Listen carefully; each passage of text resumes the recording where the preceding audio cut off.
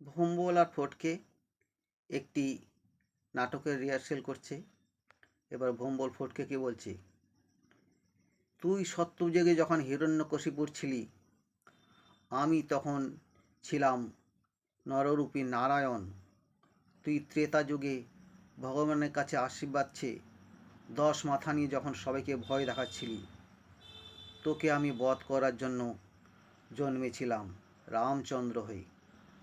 তুই দাপরে যখন কংস হয়ে শিশুদের নিয়ে মৃত্যু খেলায় মেতে উঠেছিলি, আমি ছিলাম সেই শিশু যে তোকে মৃত্যুদণ্ড দিয়েছিল। চিনতে পেরেছিস? এবার ফটকে বলছে, হ্যাঁ, তুই সেই কৃষ্ণ? এবার ভোম্বল বলছে, হ্যাঁ হ্যাঁ, আমি সেই কৃষ্ণ। এমন মৃত্যুদণ্ড দিয়েছিলাম, তুই যুগ যুগ ধরে মনে রাখবি আমাকে।